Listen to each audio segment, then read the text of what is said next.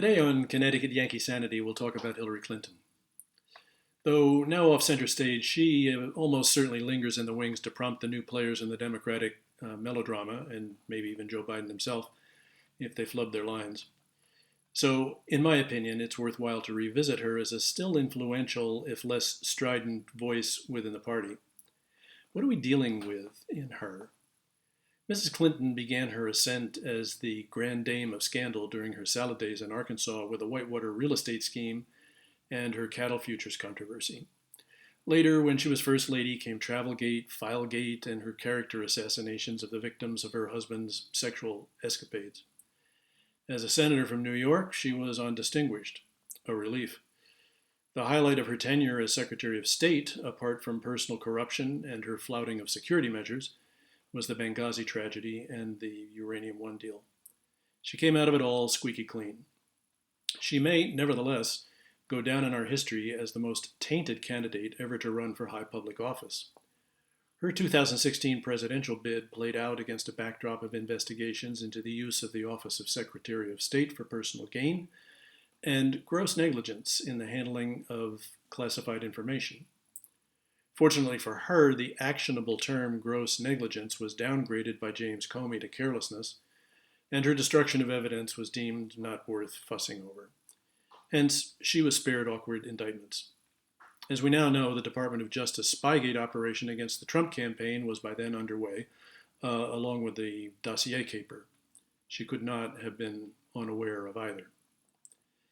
It apparently didn't matter to Mrs. Clinton's supporters in 2016 that apart from her lack of achievement, she was a known crook and a habitual liar, or that if it weren't for her husband, whose name and political savvy she could trade on, she'd be a political zero.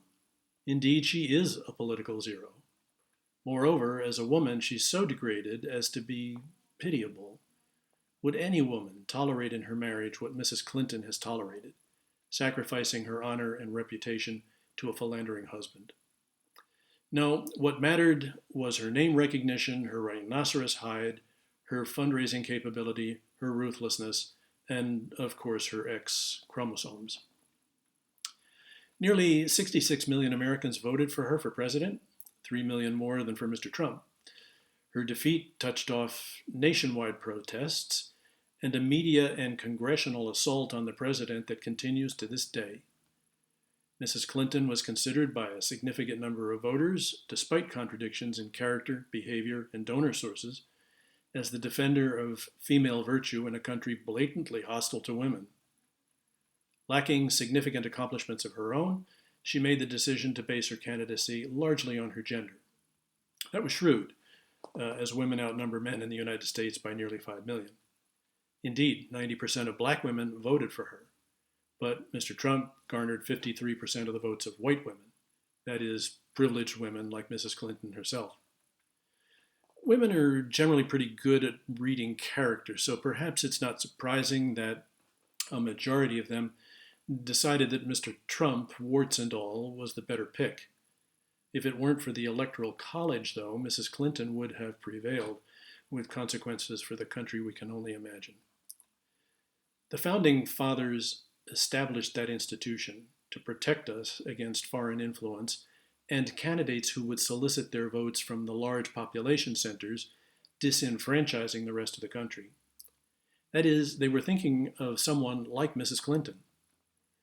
While Mr. Trump was making up to 5 campaign appearances a day across the country, she was cultivating votes and raising funds in liberal stronghold cities, as well as collaborating with the Russians to derail Mr. Trump's candidacy.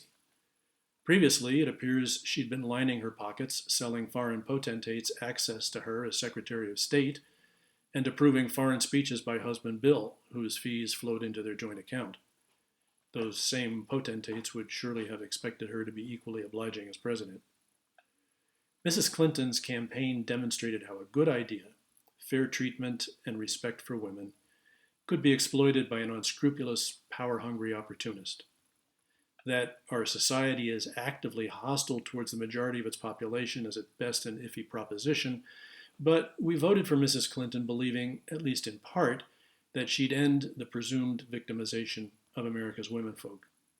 Later, we could worry about whether she was up to dealing with North Korea and the Iranian mullahs, who would cheerfully nuke the world's feminists into extinction. We had a similar idea with Mr. Obama, who supposedly symbolized a fair shake for the blacks after 300 years of being kicked down.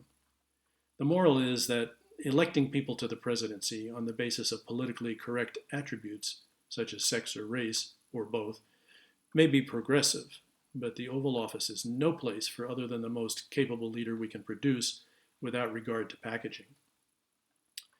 Mr. Trump won 56.9% of the Electoral College, a hefty margin. Otherwise, Mrs. Clinton might have barred the door for decades against a subsequent and truly deserving female candidate. She would have confirmed that politically fashionable attributes having nothing to do with competence are enough to get you elected. If it's important to the welfare of our country that we have a woman president, for the sake of having a woman president, good choices will present themselves. It's no thanks to her that they'll have a fair chance. She remains an iconic figure in our politics, which speaks for itself. I'm reminded, however, of another former senator, Albert B. Fall, who a century ago was Warren G. Harding's Secretary of the Interior. Fall awarded oil leases to friends with interests here and in the Soviet Union without putting them out to bid. The result was the Teapot Dome scandal. By Clintonian standards, Fall's take in the deal was a pathetic, almost ludicrous $385,000. To make matters worse, the Republican Party, the DOJ, and the press didn't even rally to shield him from justice. He was convicted for accepting bribes and set a precedent as the first cabinet official to serve time for misconduct in office. In closing, it appears likely that Mrs. Clinton will end her career doing what she does best, which is skate. She'll live out her declining years looking after Bill, playing with her grandchildren, and explaining to admiring talk show hosts why she should have been the president. But all is not lost. She can point to having set a precedent of her own in our two-tier justice system, the Clinton defense. Namely, I did it, but I didn't mean to. Try it the next time you're pulled over for speeding. Thanks for watching. Please hit subscribe, and we'll see you back here soon when the subject will be Iran.